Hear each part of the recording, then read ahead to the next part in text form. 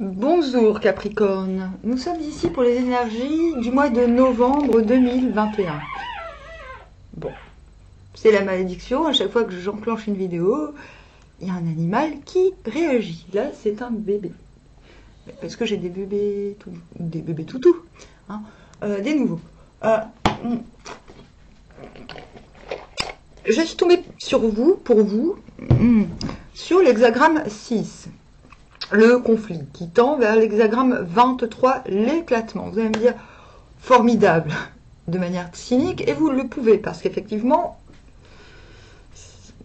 c'est un peu pourri. Raison pour laquelle je risque peut-être de tarder un peu avec vous, histoire que vous compreniez bien le sens de la situation. Je ne suis pas content, parce que j'ai l'impression que l'éclatement, vous n'avez toujours pas ingéré. L'éclatement, ça revient assez souvent, j'ai l'impression. C'est quoi l'éclatement? Vous tendez vers l'éclatement, donc c'est ce que vous voulez finalement. C'est quoi?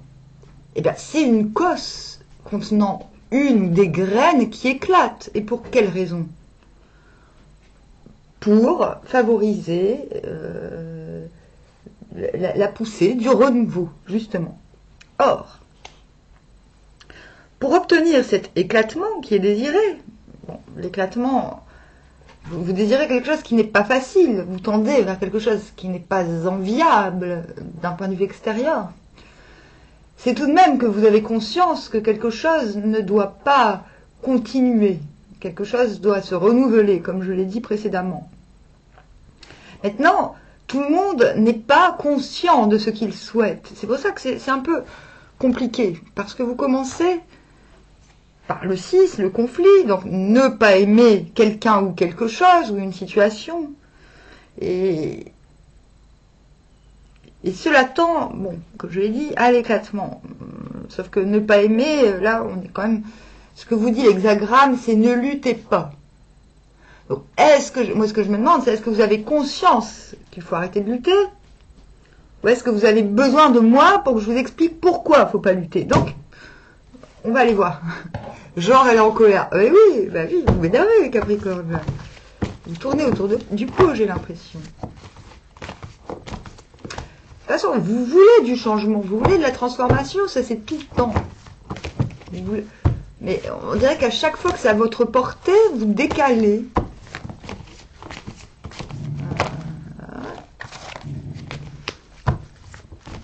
Alors, les Capricornes.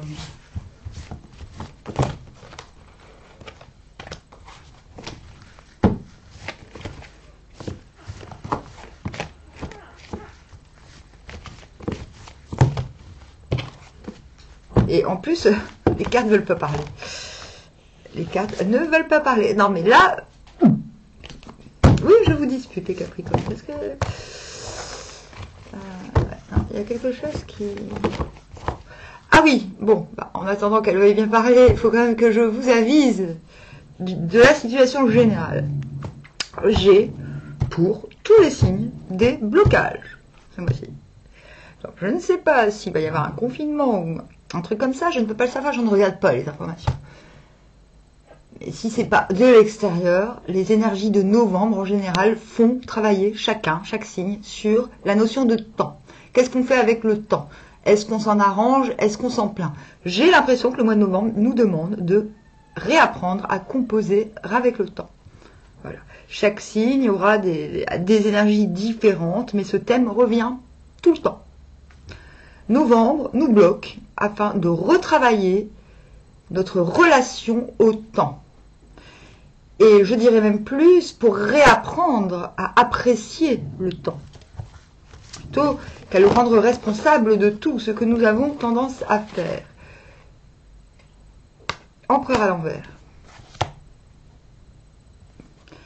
L'empereur, j'aime à penser que l'empereur, pas que, il n'y a jamais qu'une seule carte qui représente un signe, représente le bélier, le taureau et le capricorne. Il représente les bêtes à cornes. Vous allez me dire, mais non, c'est le diable. Non, non, c'est pas le diable. Voilà, c'est comme ça, c'est dit.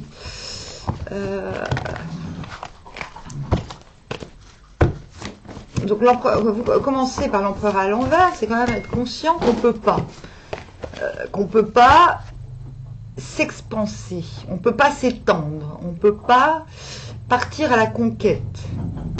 On a tout ce qu'il faut pour, mais on peut pas. Et quand on peut pas et qu'on a envie, on pète un câble. Autoritarisme. Ça, c'est un risque à éviter, évidemment. C'est ce que peut signifier l'autoritarisme. L'empereur à l'envers. Mais là, j'ai envie de vous dire ce que ça signifie surtout, c'est que vous ne pouvez pas. Vous pouvez, mais vous ne pouvez pas. Vous avez les capacités, mais vous ne pouvez pas. Bien. 10 de bâton. Vous ne pouvez pas, et vous en avez conscience, car vous avez délégué. En tout cas, c'est ce que l'on vous conseille.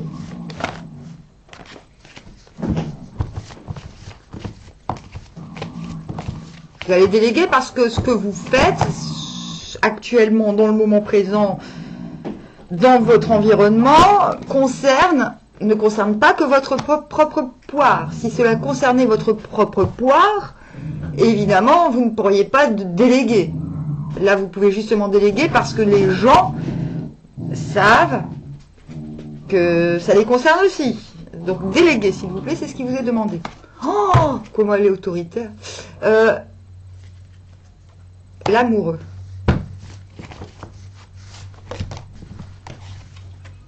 L'étoile.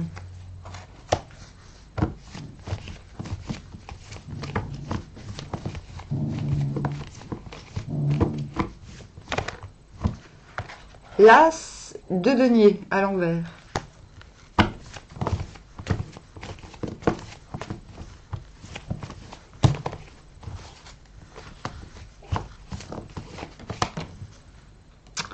Le 3 de bâton.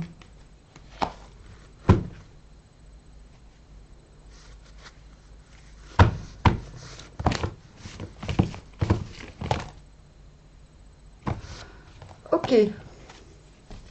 L'enjeu, c'est ça. L'enjeu, c'est ça. Je vous dirai après. Je ne vais pas vous dire maintenant, ça va vous embrouiller. L'enjeu, c'est ça. Ouais. On va commencer. Attendez, que je me remémore. Ouais, ça colle. Peur de se faire avoir. Moi, je sens fort la peur de se faire avoir en enjeu. Donc, en fait, l'enjeu, c'est d'être en mesure, je le fais quand même, hein, d'être en mesure de recevoir à nouveau, as de coupe, mais à l'envers. C'est comme si on voulait être en mesure d'être convoité, d'être sur le marché à nouveau. Tout en prenant des précautions parce qu'il y a de façon sous-jacente ce scepticisme. Donc soit c'est le scepticisme qui vous fait tarder dans cette posture de je suis à nouveau dispo, mais on me la fera pas, ha ha ha. Et je ne la ferai pas non plus aux autres. Voilà. C'est la carte du prince charmant, c'est la carte et de la dulcinée. Mais ce n'est pas la carte de youpi youpi, c'est juste la carte de... C'est pas parce qu'un prince charmant vient se présenter que c'est le bon, hein. Et c'est pas parce que vous êtes abordé que vous êtes la bonne pour l'autre, hein. Vous voyez ce que je veux dire? Donc c'est pas encore... Les émotions sont là, elles sont communicables, mais elles sont pas encore prenables. C'est un bon début, j'ai envie de dire. Mais si votre enjeu, c'est ça, et pas ça, c'est qu'il y a une crainte sous-jacente encore de se faire avoir, de se faire voler ou de se faire trahir, en quelque sorte. Que je récapitule. Quels étaient nos traits? 2, 4, 5. Ok, commençons. Il ne peut pas lutter. Il retourne chez lui et cède. Les gens de sa ville, 300 maisons, demeurent exempts de faute. Quand je vous disais, ce n'est pas le moment de s'expanser. Restez dans votre environnement. Dans un combat contre un adversaire supérieur, la retraite n'est pas déshonorante. Lorsqu'on se retire à temps, on évite les conséquences fâcheuses. Si, mus par un faux sentiment de l'honneur, on provoquait une lutte inégale, donc on dit bien, c'est vous qui provoquez une lutte inégale. Donc vous êtes certes le plus fort, on s'attirerait soi-même le malheur. Donc gardez-vous bien en tête que lutter dans la situation serait désavantageuse pour vous parce que vous êtes le plus fort et que le but dans la vie n'est pas d'écraser les autres, mais bien de les affronter. Dans de tels cas, céder sagement est chose bonne pour l'entourage tout entier qui, de cette manière, n'est pas entraîné dans le conflit. Avec l'étoile, comment dire, pour moi, l'étoile, c'est pas la carte de l'espoir, forcément. C'est plutôt la carte de l'antidépresseur. Ça veut pas dire que vous allez prendre des antidépresseurs, mais c'est un petit peu la carte quand même de l'antidépresseur. Réactualisons le truc, quoi. L'étoile au Moyen-Âge, at the Middle Age, c'était cool. C'était, ouais, j'ai la foi. Et j'ai la foi pour continuer là où je suis, même si c'est ailleurs que je veux être. C'est un peu ça, l'histoire.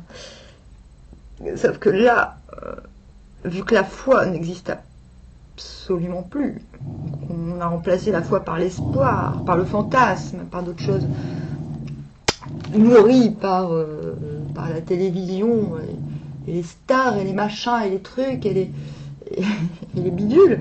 Non, là, on vous dit que le fait de ne pas lutter... Pourquoi? Ah oui, non, je ne fais pas dans tous les sens. Non, je vous en prie, restez. Non, non, le fait de ne pas lutter va vous obliger à renouveler votre foi, tout simplement. Renouveler votre foi. Or, si vous n'avez pas la foi, il y a des gens qui regardent les tirages de cartes et qui s'en foutent de la spiritualité. Je ne dis pas que je ne parle pas de la foi dans une religion.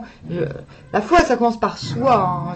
Après, c'est j'ai foi en moi parce que j'ai foi en l'univers, parce que être ici a un sens, bordel. Mais malheureusement, je pense que beaucoup de gens, pour être dans la foi, ont besoin de prendre des médocs, quoi, en gros, des antidépresseurs. C'est pas une critique. C'est peut-être même un conseil.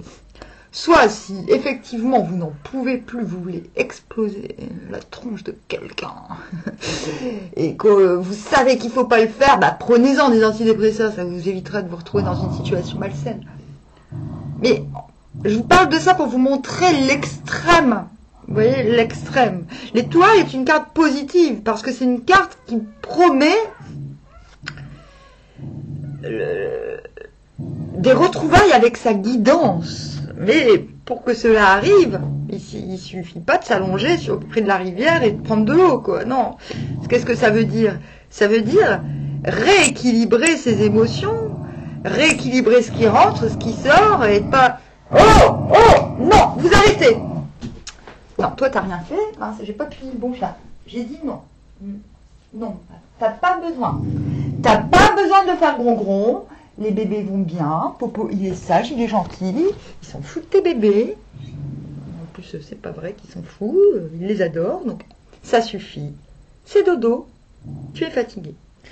Et en plus je suis là pour te protéger, alors proute. Bon oui, oh bah oui, mais tu sais elle est folle, c'est les hormones. Et oui, elle a les hormones complètement zinzin. T'as vu ce matin elle a joué avec toi, hein, ça commence à s'arranger. J'ai l'impression peut-être que le fait de ne pas pouvoir avancer, alors vous en avez les capacités, peut-être ça va vous déprimer aussi. C'est ça. Voilà. Et on vous dit la dépression, alors c'est ça, je pense que j'ai vraiment raison, parce que dans l'Antiquité, comment traitait-on la mélancolie, qu'on appelle maintenant folie, ni plus ni moins, sans chercher plus loin? Eh bien, plutôt que de prendre des médicaments, on plaçait le patient devant une rivière. Pourquoi? Parce que la rivière, le courant, le bruit, et aussi l'immuabilité réparait les cellules internes. Et voilà, on vous demande quelque part de rester à une place qui vous permettent de vous reconnecter à ce qui est immuable. Je vais loin. Hein. Bah oui, mais parce que ce ne sont pas des... C'est pas un beau tirage, hein, un tirage qui fait plaisir comme ça. Donc j'essaie d'en dire un maximum pour que ce soit profitable. Si je vous laissais comme ça, ah bah... Le conflit, le machin, 2 hexagrammes de MERDE, au revoir, salut, ce serait pas drôle. 9 à la 4e place, on recommence, il ne peut pas lutter. Il s'en retourne et se soumet au destin.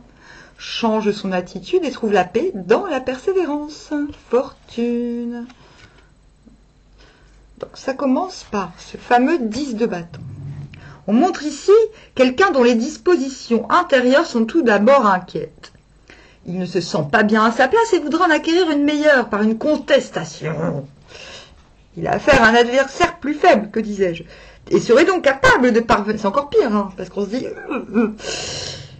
Et serait donc capable de parvenir au but recherché, à la différence de la situation traduite par le 9 à la 2e place. Mais il ne peut lutter, car il ne trouve pas pour cela de justification intérieure et d'assurance ferme. C'est pourquoi il s'en retourne et se soumet au destin. Il modifie ses dispositions et trouve la paix durable dans l'harmonie avec la loi éternelle. Cela procure la fortune. On en revient aux antidépresseurs. Hein. Moi, j'ai l'impression que là, vous êtes dans cette situation à espérer quelque chose de l'extérieur. Et on vous dit, mais non, restez dans l'immuable. Mais vous êtes encore dans l'espoir. C'est ce qui ne va pas, là, au début. Hein. Vous voyez ce que je veux dire? En fait, il faut sortir de l'étoile pour que ça se déverrouille, tout ça. Voilà. Il n'y a pas grand monde qui voit la carte de l'étoile comme l'antidépresseur, mais il faut actualiser avec maintenant. Hein. Quand on connaît bien l'histoire, on voit que les mœurs sont différentes. On peut pas... Voilà, on ne peut pas traduire de la même manière. Hein. Si on tirait l'étoile au Moyen-Âge, on devait dire hey, Coco, tu pars en pèlerinage là, parce que faut que tu pars à Compostelle. Là, hein. Tu te rappelles, c'est quoi d'être guidé? Tu reprends connexion avec le grand hasard qui est ton super pote en vérité. Bon, bref. Et on n'est pas au Moyen-Âge. Voilà. Mais en même temps, je sais qu'il y a des gens un peu casse-cou dans mon genre qui ouais, je veux bien, moi, faire des tirages Moyen-Âge, hein, comme si on était au Moyen-Âge. Moi, ouais, je veux bien. Mais vous me le dites si vous voulez. Ou vous me contactez en privé, en plus, ça me ferait de l'argent de poche. Alors, qu'est-ce que j'allais dire? Donc là, ouais. Là, vous lâchez prise. Vous comprenez le sens de la situation. C'est-à-dire que vous comprenez qu'il n'y a rien à espérer de l'extérieur, mais c'est avec ce qu'il y a là qu'il faut faire. Et ça commence par déléguer. Vous allez me dire, ouais, j'ose pas déléguer.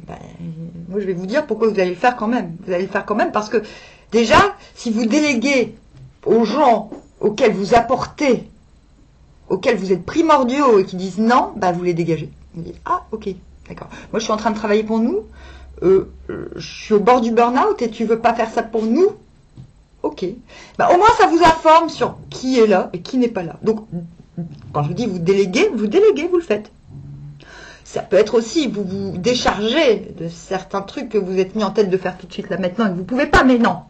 Là, le sens, c'est vraiment de déléguer. Vous débarrassez de responsabilités qui ne sont pas que les vôtres. C'est important. Parce que c'est ça qui va permettre, de là va émerger la synthèse de ce qui va durer, de l'opportunité. Vous allez voir, c'est quoi l'opportunité qui va surgir de ce tri, de cette libération de la surcharge des responsabilités. Pouf, qu'est-ce qui se passe? Non, vous n'êtes pas reconnu dans la rue, on ne vous reconnaît pas comme l'homme de la situation, comme quelqu'un, ou l'étoile montante, entre guillemets, comme quelqu'un qui brille. Non, là, c'est vous qui reconnaissez l'opportunité de quelque chose de durable et de fécond. 9 à la 5e place signifie lutter devant lui apporte une suprême fortune. Donc fin du mois, entre le 15 et le 5 on va dire. Non. Entre le 25 et le 10 et le 5. Lutter devant lui apporte une suprême fortune. L'oracle présente ici le médiateur du conflit. Il est puissant et juste et possède le pouvoir de conférer force au droit. On peut lui soumettre en toutes circonstances une question litigieuse. Si l'on a raison, on obtient une très haute fortune. Ça, c'est vous. Troisième période de ce cycle, vous vous retrouvez en situation de médiateur. J'adore. Parce que tout le monde dit, les amoureux, c'est un choix. On choisit entre... Mais pas forcément. Moi, je suis pas d'accord. Moi, c'est plutôt... Pour moi, c'est l'influence. Et on vous dit là... C'est-à-dire que parfois, c'est le questionnement. Il faut se questionner, c'est qu'est-ce qui nous donne envie de... Est-ce qu'on est influencé ou est-ce que c'est vraiment nous qui avons envie? Est-ce qu'on est possédé ou est-ce qu'on est maître de nous-mêmes? En fait, le choix à faire, c'est surtout le choix entre ce qu'on perçoit, le choix de discerner ce qui est vrai ou pas dans ce que on ressent. Subtil, hein, ce que je suis en train de dire, mais vous allez voir. Là, on vous dit, c'est vous le médiateur. Donc vous pouvez, c'est aussi c'est aussi la carte de la médiation. Vous avez en suspens plusieurs influences qui vous permettent, non pas de trancher, mais de vous révéler dans vos sentiments, dans vos émotions. Et c'est pour ça qu'on parle des amoureux. Voilà, là, clairement, vous êtes, à la fin du mois, en mesure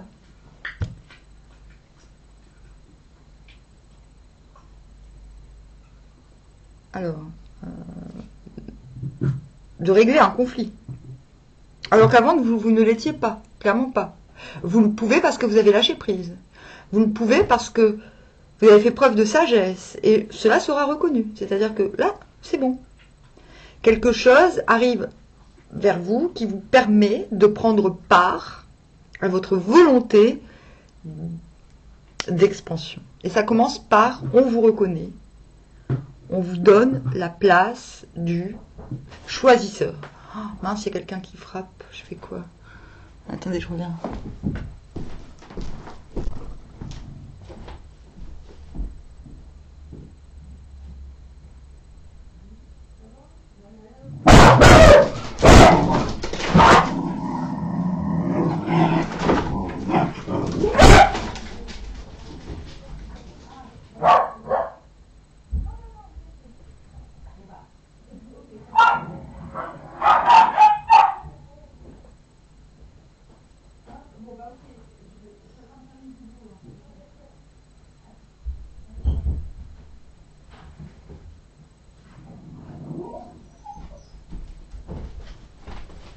Hop.